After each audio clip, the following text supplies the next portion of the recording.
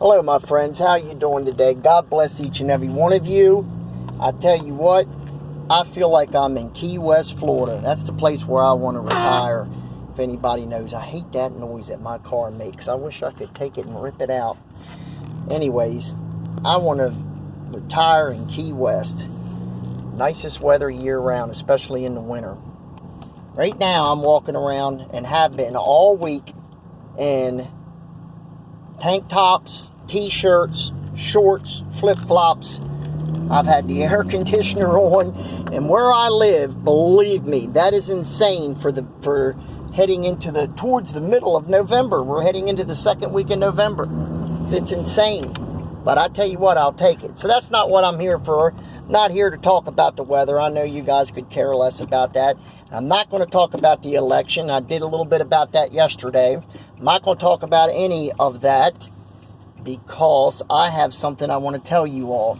You know, there's a lot of people that I've come across in my life that, for one reason or another, they just won't accept that God is real.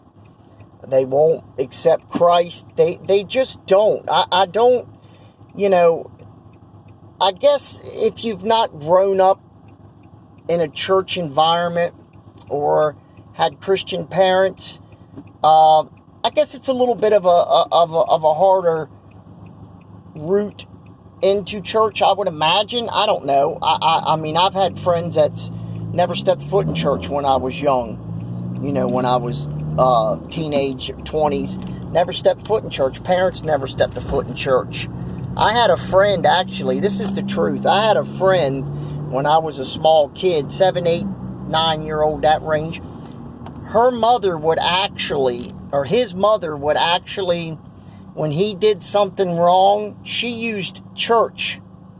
I kid you not. She used church as a punishment. Ain't that something? Think about that. Oh, if you do that again, she would say, you're going to, what was the name of that church? Something Baptist Church on Sunday. I can't remember the name of it off the top of my head. You know, I'm going to take you there on Sunday. And he would, oh, no, I won't do it. I mean, that's something, ain't it? To use church as a punishment. But I'm telling you, that's the truth. That's not what I want to talk to you about. But it's just a little insight of why some people are the way they are. I don't know. I can't answer. But I am going to tell you about a gentleman when I was a child who came to our house. My mother used to have Bible study. We had a club basement. And she used to have weekly Bible studies. And this man was in his, I'm going to guess, because I was about 8 years old, 9 maybe. I'm going to guess that he was in his early 60s. Now, to a kid of my age at that time, he seemed like an ancient dinosaur. But 60, 61, 62, whatever he was. He might have even been in his late 50s. That's not old. Not at all. Remember, you're only as old as you feel or act. Let's put it that way. Anyways, I digress, and I digress some more. He come over all the time. Now, this is what I'm going to tell you. First off, is the absolute truth. I would not make up something, especially about the Lord. I'm not that brave, and I'm not going to make a lie up about God, church, Jesus, the Bible. I'm not that brave. I'm not going to lie on the Lord. That is something that you got to be brave if you go and touch into that territory, unless you're ignorant of the fact and you just don't know no better. Anyways, he come over every week to the prayer studies, Bible studies. They had kind of had a little Bible study, then they prayed. But he always said, and I never forgot this, he said, you know what? If I die, meaning if he doesn't live to see the second coming of the Lord, he always said, I want to die giving glory to the Lord, giving testimony to the Lord. That's the way I want to go out. And that's what he always said. And as an 8 or 9, whatever I was, year old child, let me see, I would have been 9, maybe not quite 9, heading towards my 9th birthday. I remember that. I clearly remember. And I remember him very well because he was such a gentle, what they call a gentle soul.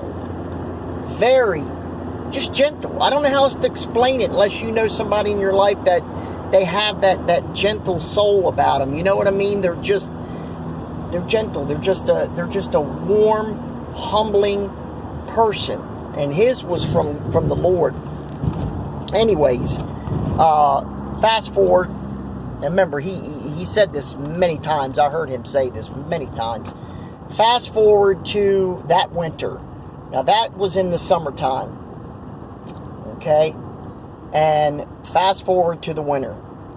And it was right before Christmas. I think it was like a week before Christmas. And we went to hear my mother's favorite gospel group sing. They were going to sing at a church that was probably maybe 10 minutes from the house. Very, very close. So we got there and it had started to snow. We had a snowstorm coming in. And the gospel group was coming out of Baltimore. So they were about 40 minutes on a normal driving surface, about a 40-minute, 45-minute drive on a normal day with no snow. So they were going to be probably an hour late, good hour late, because it was really snowing. So I'll never forget, I mean it, I'll never forget this as long as I live. I'll never forget this. The pastor got up, church was packed. The pastor got up and asked for people to talk, to give testimony, anything to make time go. He had people come up and sing specials, sing songs, just to, get the time going so people wasn't just sitting there twiddling their thumbs for an hour or whatever for the band to make their way out from the city. So this person got up and gave a testimony. Somebody else got up and sang a song. Somebody else got up and gave a testimony. And this went on for probably 40 minutes, 45 minutes. And the band, I don't know if they had called or something, but they were about 20 minutes out. And the pastor had announced they'll be here shortly. They're almost here. So let's just finish up with one more testimony. So he raises his hand. His name was Joe, by the way. He raises his hand.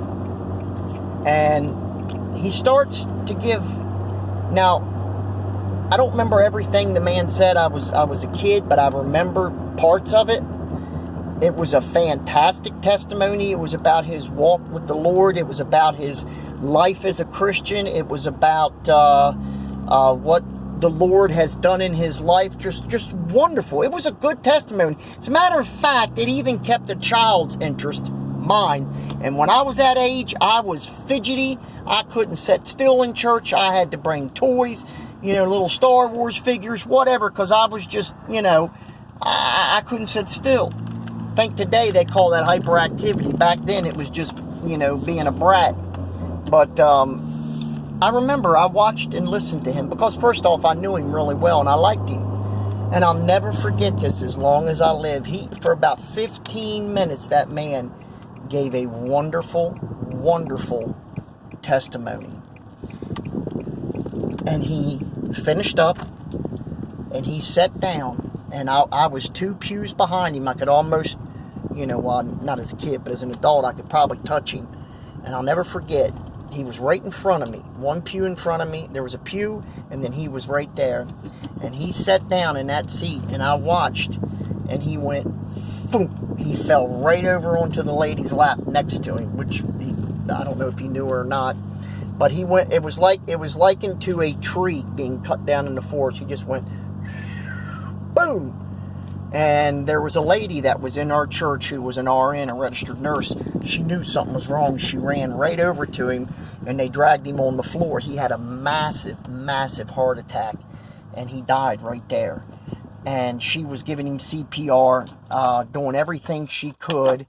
And I'll never forget, the ambulance came, and they had put him on oxygen. And they wheeled him right past. Of course, they had his shirt ripped open. He was bare-chested at this time because they had leads on him and stuff. But his stomach was completely bloated because he wasn't breathing. It was just air going into him, and it was just making this. I'm not trying to get gross, but that's what happens when you don't exhale. and they're putting oxygen in it. It's got to go somewhere. So the whole gist of this is he died exactly the way he said many times that he wanted to go, and that was giving glory to the Lord. And that is exactly the exact way that man died on that December night, cold, blustery, wintry night. He went home to be with the Lord exactly the way he wanted to. Now, you see something like that, and people, don't believe in God, and they might say, oh, well, David, that's just a coincidence. Say what you want, but if you knew the man, it's not a coincidence. The Lord gave him what he wanted more than anything, and if he were to die, and that was to give praise to God, just as soon as he sat down, I mean, literally, he sat down, his butt hit that seat, and he died just like that. I'll never forget seeing him just boom, right over like that. I mean, as soon as he sat down, he wasn't even in the seat a half a second, and he just called boom, and he was gone. He was gone that instant. As soon as he hit that seat, he was gone. There was no life left in him. And, to go like that, you have to think, wow, you go out praising the Lord. So all the people that don't believe in God, this may not even move you 1 inch, this story. It may not even affect you. Then again, it might let somebody know out there just something, that the Lord is real, that he does answer prayers. And that's what that man wanted, and the Lord answered it. You may think that's kind of weird or whatever, but if you believe in God and you have a faith in Christ and you have trust in the Lord, man, that's no other way to go than that. That's the best way I could ever think, going praising the Lord. That's the best way. Anyways, God bless each and every one of you. That is a true story. I promise you from the bottom of my heart, that is a true story. I watched that happen with my own eyes. Take care, everybody. Subscribe. Hit the like button. I hope you enjoy my videos. I'm doing the best I can. I just had chemo, like I said, on Tuesday, so I'm still a little under the weather, but I do feel a little bit better today. Give glory to God for that. But unfortunately, I have to go back and do more, which, it's not fun. Take care. God bless. I'll see you as soon as I can. Bye-bye.